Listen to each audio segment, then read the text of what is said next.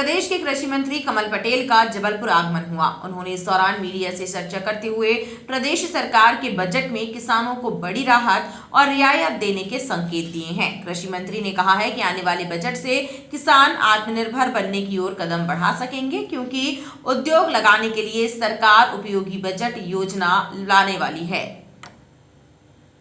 मध्य प्रदेश सरकार इस बार के बजट में किसानों को बड़ी राहत और रियायत दे सकती है। ये संकेत जबलपुर प्रवास पर आए कृषि मंत्री कमल पटेल ने दिए हैं। उन्होंने कहा कि किसान सब्सिडी के आधार पर अपने ही गांव में उद्योग धंधे स्थापित कर सकेंगे।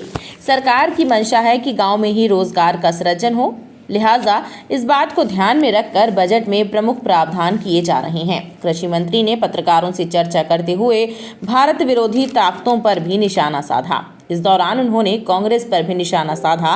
कांग्रेस को आड़े हाथों लेते हुए कहा कि कांग्रेस देश में भ्रष्टाचार की जननी है। गांधी जी क्या चाहते थे? ईमानदार शासन। गांधी जी चाहते सामाजिक समरसता। गांधी जी चाहते थे स्वच्छ भारत। गांधी जी चाहते थे गांव के विकास से देश का विकास होगा। ये चारों चीजों में कांग्रेस असफल रही। सिर्फ नकली चोला उड़ा गांधी के नाम का और 60 साल राज करके देश को लूटा, सिर्फ अपने परिवार के लिए। पार्टी के नेताओं कुछ मुट्ठी भर लोग अरबपति खरबपति हो गए, पूरे देश को गरीब कर दिया। लेकिन जैसे ही प्रधानमंत्री नरेंद्र मोदी जी बने, उन्होंने 8 साल में वो काम किया जो 60 साल में कांग्रेस नहीं कर पाई। सबसे पहले गांधी जी का सपना साकार किया, स्वच्छ भारत मिशन लाकर गांव गांव शौचालय, रोटी कपड़ा और मकान, स्वास्थ्य और शिक्षा का अधिकार दिया, जिससे लोगों की गरीबी दूर हुई। दूसरा, ईमानदार शासन, न खाऊंगा न खाने दूंगा। और एक प्रधानमंत्री थे राजीव गांधी, जो कहते थे मैं दिल्ली से 1 रुपया भेजता हूं तो गांव में जाते जाते 15 पैसे रहते हैं, 85 पैसे दलाल खा जाते, तो दलाल भी उन्हीं के थे। तो भ्रष्टाचार की जननी कांग्रेस, लेकिन भ्रष्टाचार को खत्म किया मोदी जी ने।